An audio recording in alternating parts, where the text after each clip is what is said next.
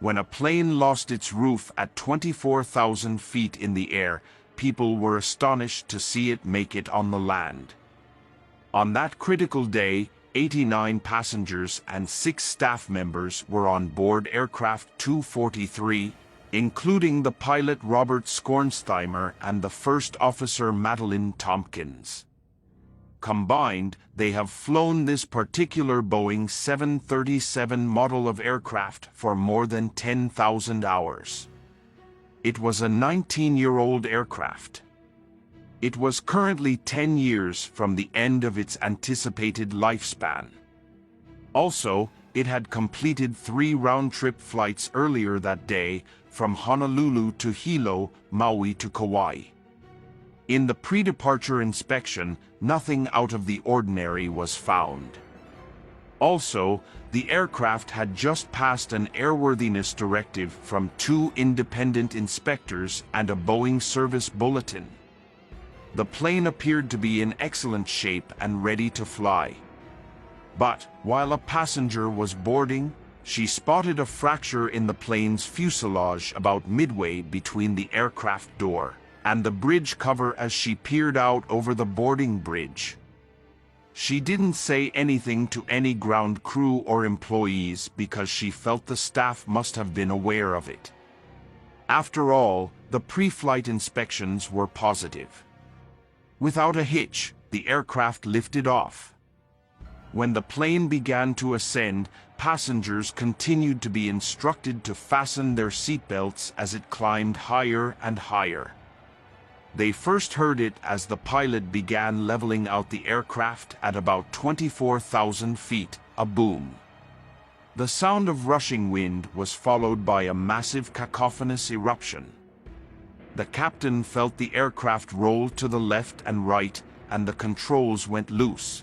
The first officer noticed pieces of gray insulation floating above the cabin. The cockpit door had broken away, and the captain could see blue sky where the first-class ceiling had been. First-class passengers were frantically clutching to their seats outside. They had seen a small portion of the plane's left side abruptly split in two, which had caused the cabin to explode and the roof to be torn off by 300 miles per hour winds. Modern aircraft have cabin air systems that regulate temperature, airflow, and pressure. The higher the plane flies, the less oxygen there is and the colder it gets. So, these technologies are essential to ensuring that passengers don't freeze or suffocate on the flight. These devices malfunction during flammable decompression, which is why oxygen masks fall from the ceiling. On Flight 243, however, the plane's sidewalls and top were blown off above the heads of the passengers, along with the oxygen masks. Fortunately, they were still fastened to their seats, but the cabin staff members who had been standing there had to grab onto anything they could to keep from being carried away. Tragically, one of them did not make it in time. Clarabelle Lansing, the first flight attendant, was swiftly swept out of the gaping hole that developed in the plane's left side. After being knocked to the ground, Number 2 attendant Michelle Honda was able to crawl up and down the aisle to check on the customers and make attempts to calm them down.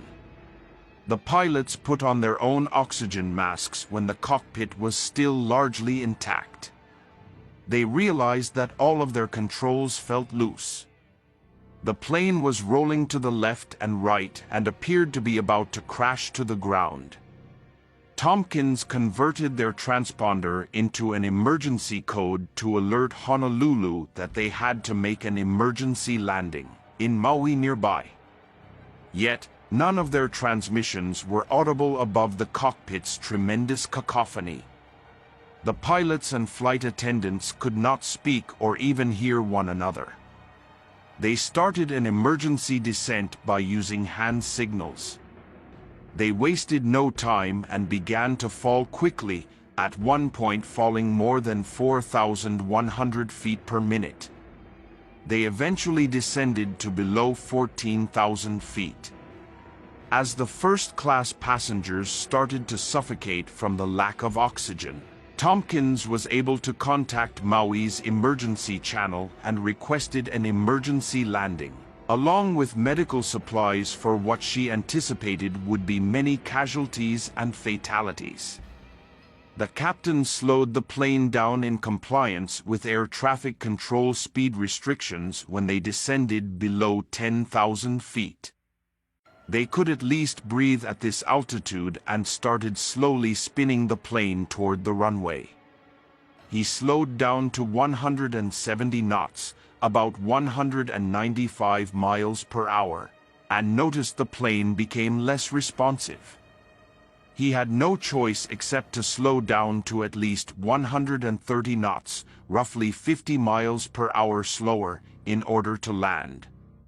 Either slow down and risk losing control of the plane or get to the runway quickly and run the risk of crashing. He ordered Tompkins to lower the landing gear. The main gear light flashed green, but one extension light wasn't green. The nose gear wasn't down. To drop it, they manually overrode the computer. But the light refused to illuminate. They gave it one last try by pulling the override handle downward, but the light remained off. The captain insisted on making an immediate landing rather than wasting time trying to clear it. They had no choice but to pray, even though it would undoubtedly crash. Luckily, it was discovered that the landing gear indicator lights were malfunctioning. 13 minutes after the combustible decompression, Skornsteimer and Tompkins struck the runway and made a smooth landing. The nose gear was indeed down. 65 of the 89 passengers and crew members were hurt, including Clarabelle Lansing, who died, and 8 of them were critically hurt. Tragically, Clarabelle Lansing's body was never discovered, but things may have turned out far worse if not for the crew's extraordinary valiant efforts. The quick thinking and professionalism of the flight crew undoubtedly saved many lives. The investigation into the accident revealed that the cause of the decompression was metal fatigue in the plane's skin. Over time, the repeated pressurization and depressurization of the plane's cabin caused small cracks in the metal, eventually leading to catastrophic failure. The incident prompted a review of the maintenance and inspection procedures for older planes, and new regulations were implemented to ensure the safety of passengers and crew. The crew of Flight 243 were hailed as heroes for their quick thinking and skillful handling of the emergency. Captain Skornsteimer and First Officer Tompkins were awarded the Airline Pilots Association's Gold Medal for heroism, and Flight Attendant Clarabelle Lansing was posthumously awarded the airline's Award of Honor for her bravery and dedication to the safety of the passengers. The incident also had a lasting impact on the aviation industry, serving as a reminder of the importance of safety and maintenance procedures.